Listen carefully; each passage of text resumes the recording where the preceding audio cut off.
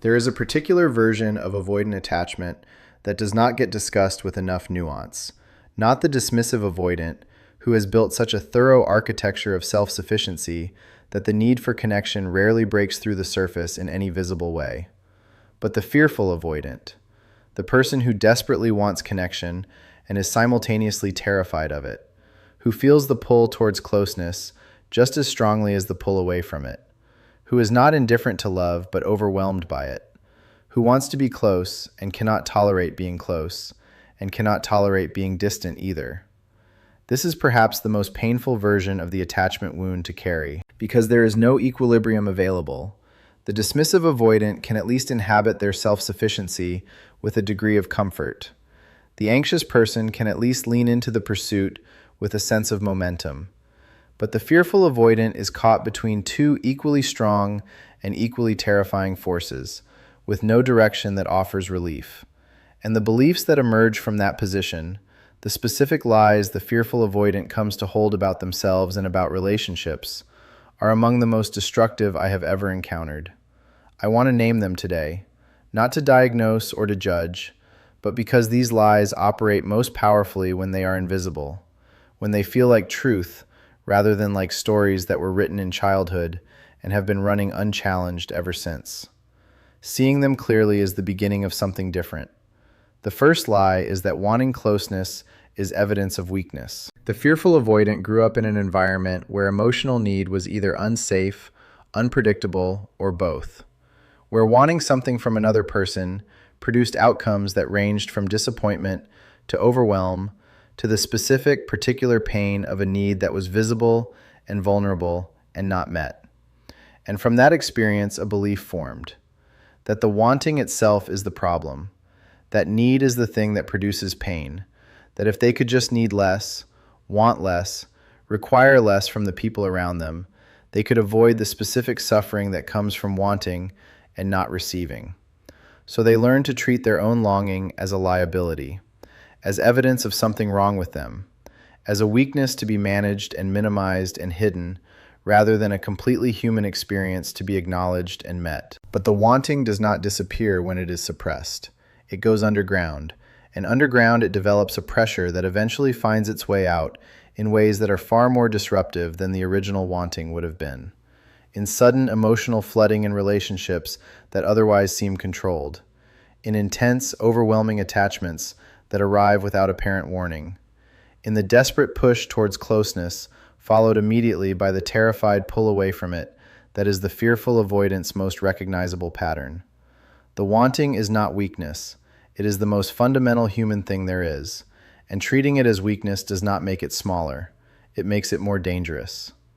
The second lie is that if someone truly knew them, they would leave. This lie is perhaps the most corrosive of all five, because it operates as a self-fulfilling prophecy. The fearful avoidant carries a deep, often largely unconscious belief that their true self, the one underneath the managed presentation, is fundamentally unlovable. That the parts they hide, the fear, the need, the history, the specific texture of their interior life that they have never shown anyone fully, would produce rejection if they were ever genuinely seen. And so they do not show them.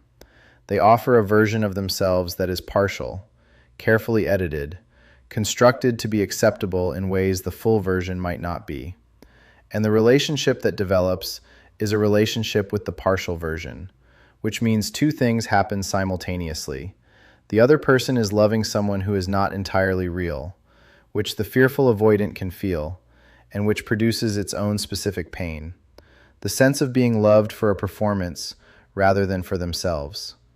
And the fearful avoidant never gets the experience that would actually disprove the lie. Because the lie says if they truly knew you, they would leave. And the fearful avoidant never lets anyone truly know them. So the lie is never tested, never challenged by the counter evidence of someone who saw the whole thing and stayed anyway. The hiding that was supposed to protect them from rejection is actually the thing preventing them from ever receiving the love that would free them from the belief. The third lie is that the intensity of their feeling is dangerous.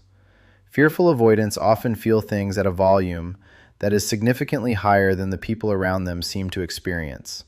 Love that feels enormous, fear that is overwhelming, grief that is consuming, joy that is almost unbearable in its fragility. And in a world that generally rewards emotional moderation, in relationships with people who experience their feelings at a lower amplitude, that intensity has often been received as too much, as overwhelming, as unstable, as something requiring management rather than simply experience. And the fearful avoidant internalized that reception. They came to believe that the size of what they feel is inherently problematic, that their emotional intensity is a burden to the people they love, that the full expression of what they experience inside would damage the relationships they are trying to protect. So they contain it, they modulate, they manage. They present a calibrated version of their inner life that is small enough to be received without overwhelm. But the containment is exhausting, and it is imperfect.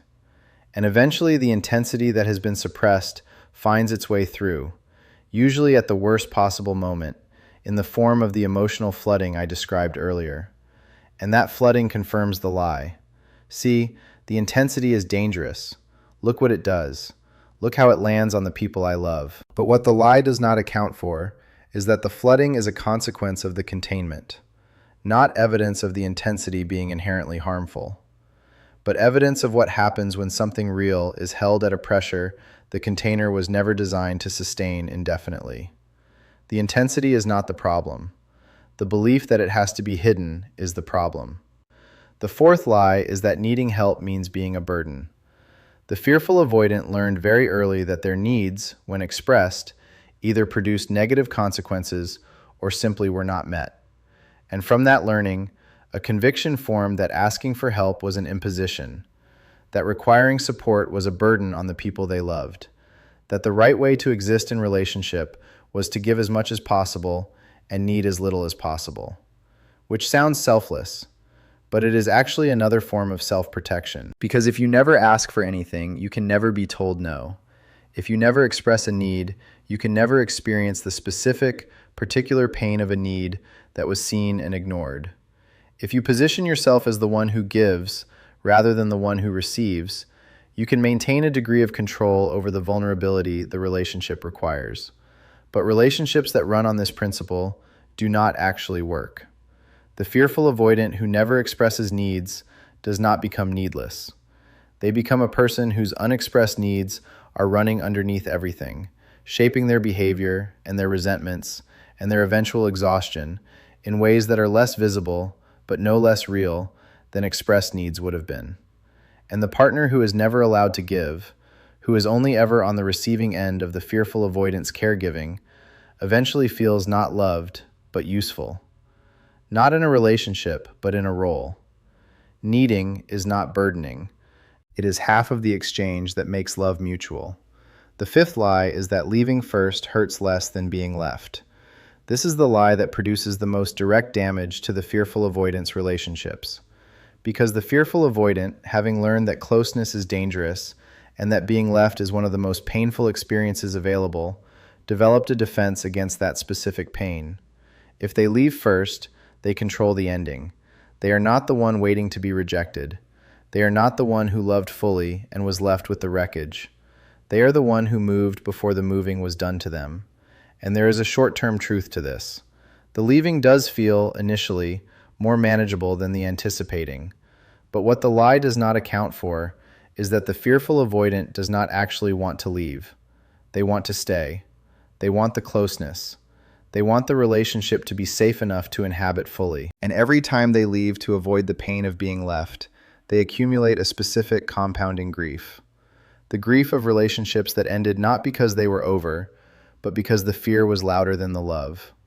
The grief of connections that were real and significant, and that the fearful avoidant destroyed with their own hands in order to avoid the possibility of having them destroyed by someone else.